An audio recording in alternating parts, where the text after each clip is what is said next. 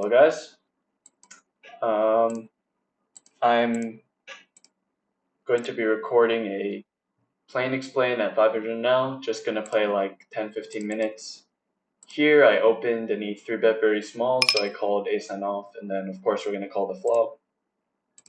He can have some overpairs, some spade draws, but you can also spaz because I have him marked as recreational. But just gonna play like 10-15 minutes and try and get some interesting spots in. Here against a short stack, gonna ISO a bit smaller than I normally would.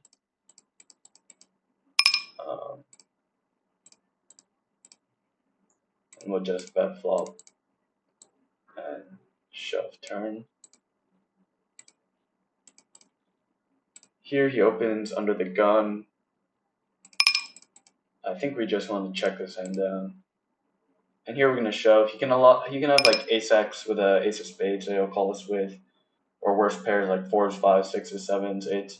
Of course we're behind sometimes, but I think better to just get the money in than let him realize equity. He goes for half pot. I think he can have some bluffs like Jack 10, some clubs. So we're gonna call once, and then probably fold river. This is an interesting one because we're gonna have a lot more 9x. He's not gonna bet 9x on the turn, so I don't mind turning our hand into a bluff here, especially against his like ace fives, ace fours, even ace tens that he bets on the turn. I think he can fold them on the river. And then we kind of prevent ourselves from getting bluffed as well if he has a Jack 10 or some sort of clubs.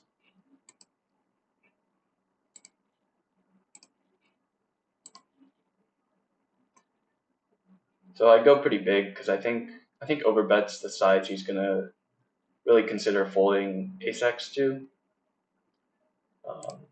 I think if I bet like 2/3 or even a third on the river, he's just gonna snap call all his 8x or ace X. So betting doesn't really have much value.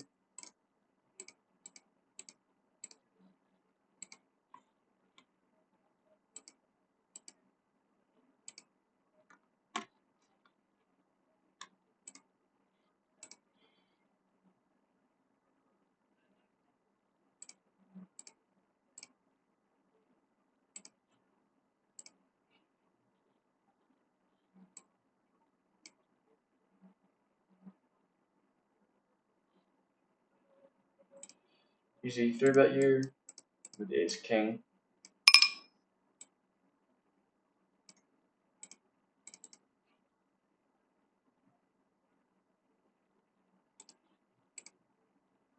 And we'll defend here. We can bet this board for range, even though our range is quite polar pre-flop. We're gonna have a large advantage in strong ace X, and I think in practice, people overfold this flop a lot, especially with like threes, fours, or fives and lower pairs. I'm gonna have a lot of trash like Jack 4 suited, 10-4 suited. So in theory, I think you're gonna want a selective bet on this turn, but I think in practice, a range bet works quite well. It's quite dry. He lacks a lot of nuts.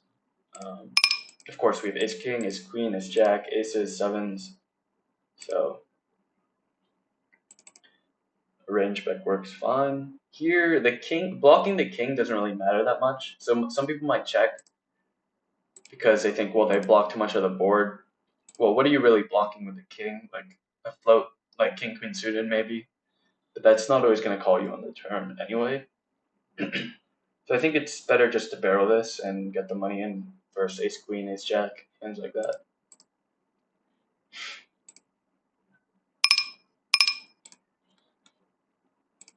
Sevens can better check against a small stack.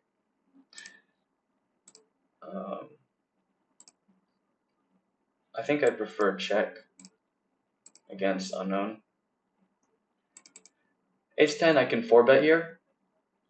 maybe 25% of the time.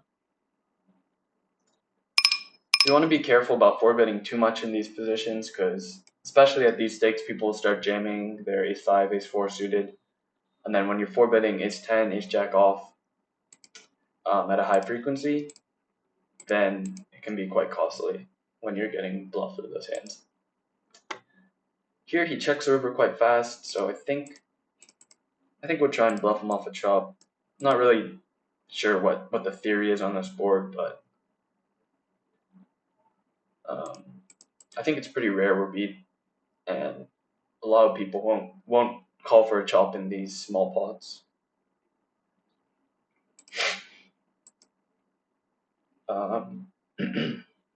Flop was 3 ways. We see bet a third. I think my barrel main size would be around half pot. Which attacks like his 3x, some of his jack x might want to fold, some of his 10-9 floats. He has a lot of king x in this line. So I think our hand functions pretty well as an overbet. We'll have hands like queen 10 or ace 10 that work well as bluffs because they block some of his strongest king 10, king queen hands. So we will go about 1.5 times pot. Here we get jammed on. I think this is an easy fold. He's only played 17 hands or 17% of hands. So this hand doesn't perform very well anyway.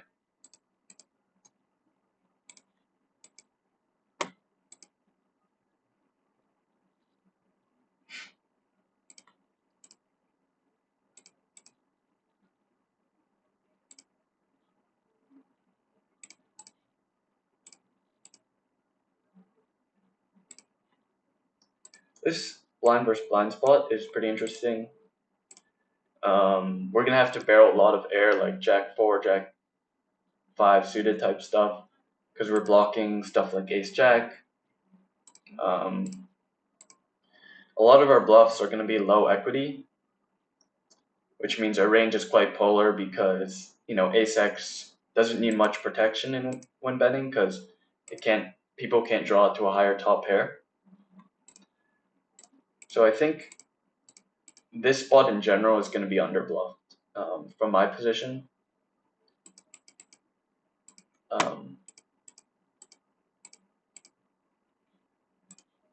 But I still think ace king is just a pretty natural barrel. He doesn't have a lot of call. He doesn't have a lot of hands that he'll call the flop, check the turn, and then bluff the river. A lot of those hands are going to be stuff like king queen, king jack suited that might call flop, and then when they brick, they'll bluff river. But we block those hands, and obviously they won't bluff. So in this node, he's going to have to bluff like some lower pairs, like some 3s, 4s, 5s. And I think our hand doesn't really benefit from him bluffing because I don't think people bluff those pairs on the river. And he can still have a lot of ace x that we're not getting the full amount from on the river anyway. So I think bet jamming is by far the best play.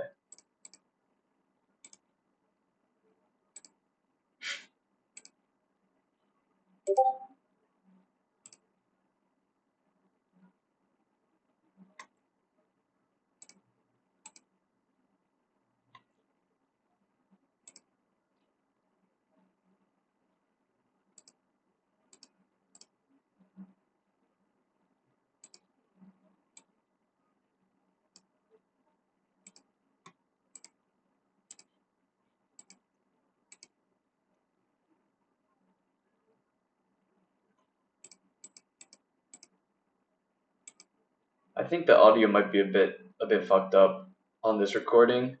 I'm in Costa Rica right now, so there's like nowhere good to buy microphones or cameras. So I'm waiting on some better mics and cameras that I bought online, but it could take weeks for them to come. I think when a potential recreational flat seer is going to be way too heavy with like 3s, 4s, like all the small pocket pairs, the ace queen. So I would just go for a small bet and try to get those to call. and just continue betting small. Here we're gonna cold 4-bet. When you cold 4-bet, you want to go a little bit smaller than normal in position 4-bet because your range is tighter, you have less bluffs, so using a bigger size makes less sense. So if it was like button versus small blind, I would 4-bet to like 23, 24 big blinds here. But with a cold 4-bet, I can go as small as 22, 22 and a half, and it's still effective because he's going to fold all of his like 3-bet bluff hands. Or at least like the weaker part of his 3-bet range. Whereas when we 4-bet here, we're a bit more polar. When we 4-bet from the button, we're going to call all our medium strength hands and then 4-bet the bottom of our range and the top of our range. So we use a bigger size. But here, since we have no call range, we go linear and we use a smaller size.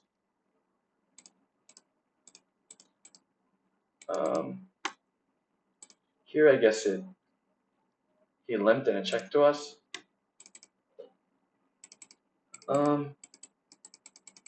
I think with queens, jacks specifically, I don't mind going for a jam here against someone I'm not really sure. I think it's potential recreational. I don't want to bet small and have him realize really cheaply.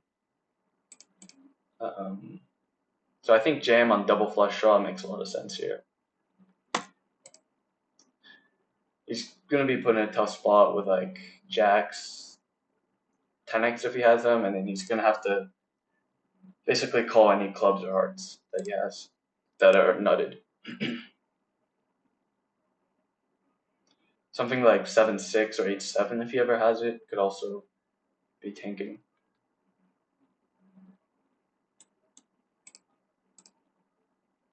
Here I'm going to raise this guy. I think raising pretty wide, blind versus blind against limps is good. A lot of the times they'll call and then you can see bet the flop and take it down.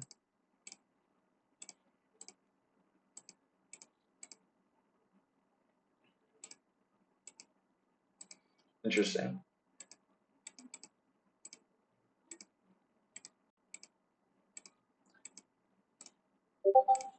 I think just exploitatively, like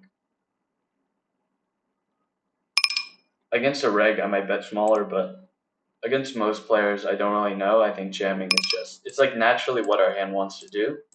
Our bluffs don't necessarily want to jam, but I'm not going to be the most balanced in this spot against, it's an uncommon spot. So my bluffs are going to have to be something like ace jack suited, maybe an ace queen off, ace queen suited.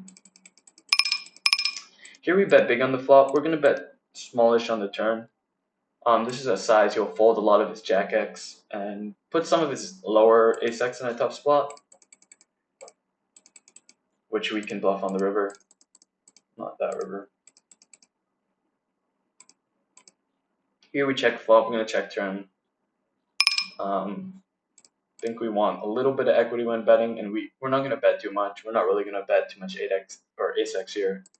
Our betting range is mainly going to be big size with 6x and then hands that can improve, which would be stuff like 7-8 or like king 7, queen 7, jack 7, 10-7 suited type hands. And then we just have a clear fold on the river.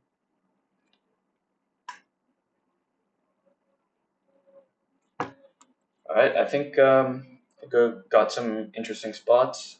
Went for like 15 minutes, so thanks for watching. I'll probably try and upload a couple times a week, just the same format Plain explains. But yeah, leave some feedback if you have any, and thank you. All right, I just wanted to do a quick review on this blind versus blind hand, because I thought it was interesting. The one where I had ace king suited. We can start by looking at the ranges. The big blind's 3-bet range is quite polar. We're 3-betting a lot of this junk as well as our strongest hands.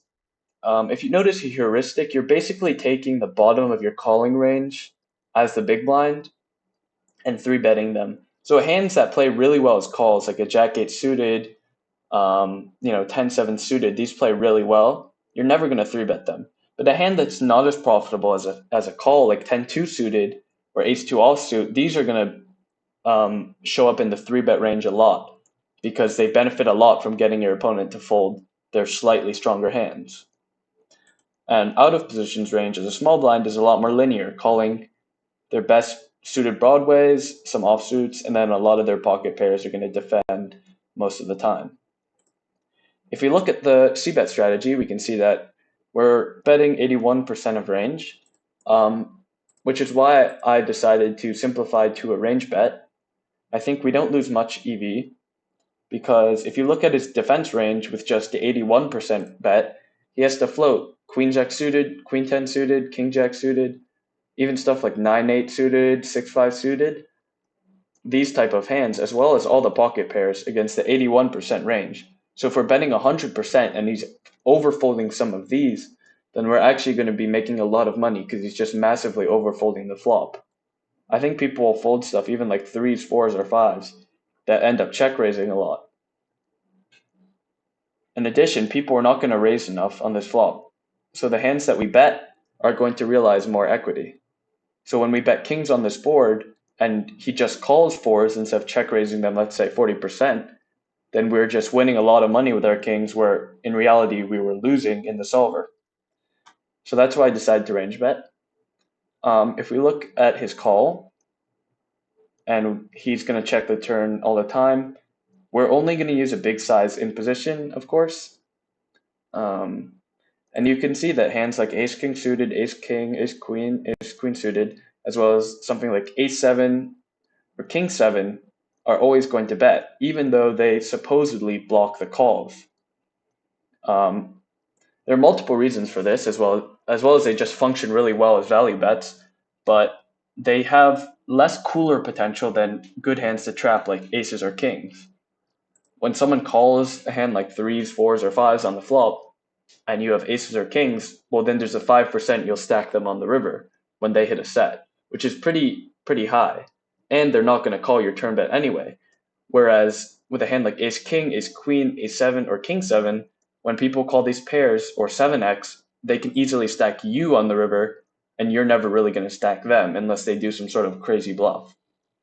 So you'll see that sets like to trap because they have cooler potential, but 2 pairs and strong top pairs like to value bet because they get a lot of value. As I said during the explain, a lot of our bluffs are going to come from these trashy hands, these 10-5, 10-4, 10-3 suiteds, jack-4 suiteds, because they block a lot of our opponent's calling range, such as ace-jack, ace-10. These are the hands that will call 2 or 3 streets. We'll also barrel stuff like gut shots and flush draws occasionally. But a lot of the combos of our bluffing range are going to come from this. We're also going to check a lot. I just thought this was an interesting spot because we're working with very wide and very polar ranges. On the turn, we're betting very strong, only ace queen plus basically, ace jack plus. And then we're bluffing. We're often bluffing with no equity, like 10-4 suited, 10-5 suited. They will almost never ever win at showdown. Yet, due to the nature of the wide ranges of the big blind versus small blind spot, we're going to end up bluffing these a lot. So I just thought I'd throw in that explanation in case people had questions or thought about the hand in a certain way. So thank you for watching.